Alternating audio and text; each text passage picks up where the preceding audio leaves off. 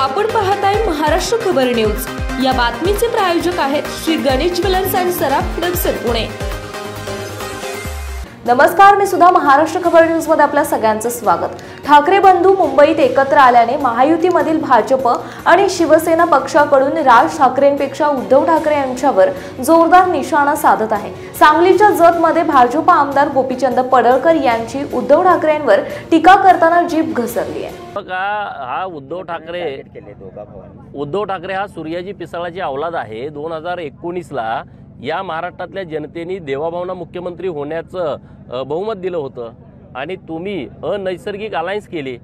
काँग्रेस, राष्ट्रवादी आणि शिवसेना अशी कधी अलायन्स महाराष्ट्रामध्ये झाली होती का? हे सूर्याजी पिसाळाचं काम उद्धव ठाकरेंनी केलेलं आहे।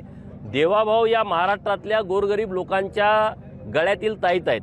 या महाराष्ट्रातील उपेक्षित, वंचित, पीडित, प्रतारित, अपमानित लोक, 18 पगड जातीची लोक, 12 बलुतेदार, भटके विमुक्त, ओबीसी, मायनर ओबीसी, शेतकरी, कष्टकरी, आदिवासी आणि मागासवर्गीय यांचे हृदय सम्राट आहेत देवाभाऊ। आणि त्यामुळे उद्धव ठाकरे काय बोलला आणि कुठलं स्टेटमेंट केलं याला काडीचं महत्त्व नाही।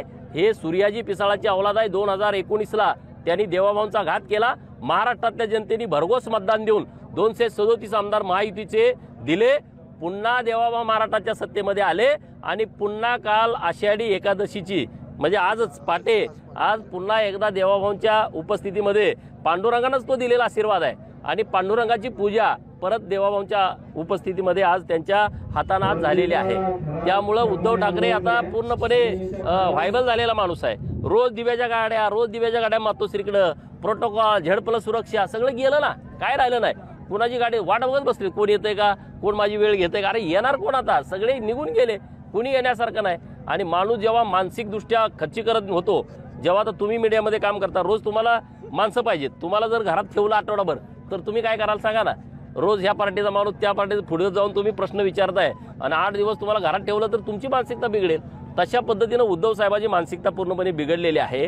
तिकडे कोण वेळ पण मागणार आणि तिकडे भेटायला पण कोण येणार। सगळी गर्दी आता भाजपाकडे आहे, सगळी गर्दी आता एकनाथ शिंदे साहेबांच्या शिवसेनेकडे आहे। त्यामुळे आता त्यांचं वैफल्यग्रस्तपणातून केलेलं त्यांनी ते स्टेटमेंट आहे। राज ठाकरेमुळे त्यांना काय फायदा होईल का? आगे देखो होता है क्या? अजून राजकारणात निवडणुका खूप पुढे आहेत।